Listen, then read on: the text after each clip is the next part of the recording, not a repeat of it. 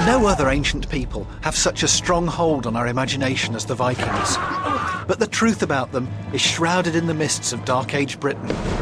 In this series, I'll be searching for evidence to unravel the story of the Vikings' invasion and settlement of these islands.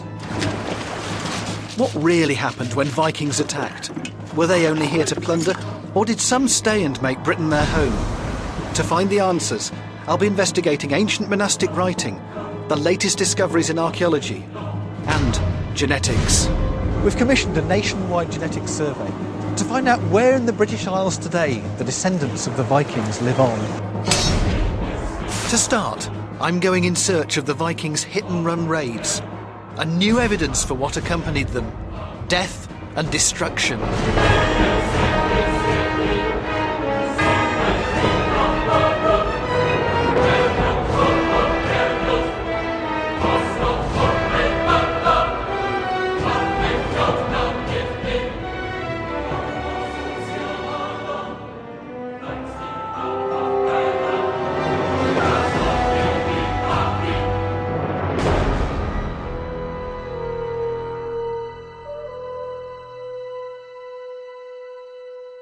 For the first time, the saga of the mighty Viking hordes who swept across the world, breaking every commandment of heaven and earth as they put an age to the torch.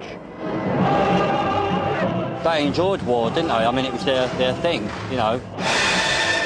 To a Viking, there was no life except life in battle. They were very violent people who were into stabbing and raping, pillaging.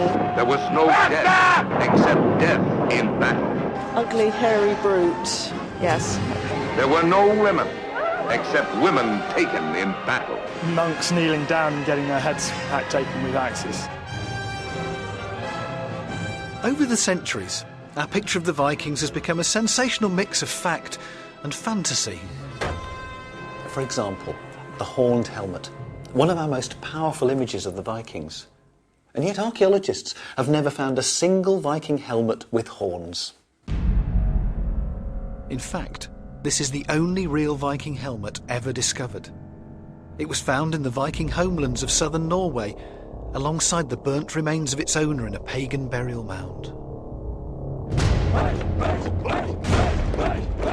The Vikings have a powerful image. Daring and ambitious, certainly, but also vicious, aggressive and barbaric. So what is the truth, and where's the evidence? To find out, I need to go back to the beginning of the story. To the late 700s. Britain has been revolutionised by a new religion. But Christianity doesn't simply mean a new faith. It's also brought literature and art. And by acquiring land, the church has become immensely rich and powerful. One of its most important and sacred monasteries, St Cuthbert's, lies off the coast of Northumbria, safe on the holy island of Lindisfarne. The year was 793, and here on Holy Island, the monks of Lindisfarne lived a peaceful existence. But all this was about to be brutally shattered. The Vikings' raiding of British and Irish monasteries was just beginning. In us is fulfilled what the prophet first foretold. From the north, evil breaks forth, and a terrible glory will come from the Lord. See, the pirate raids have penetrated the north of our island.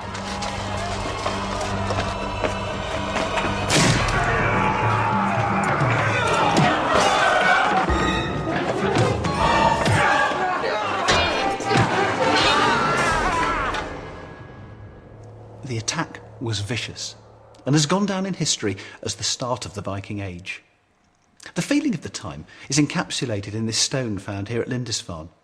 On one side, a sun, a moon and a cross, the signs of the Day of Judgment. And on the other, what appears to be a band of ferocious Viking warriors. All over Britain, people now lived in fear of one of these attacks.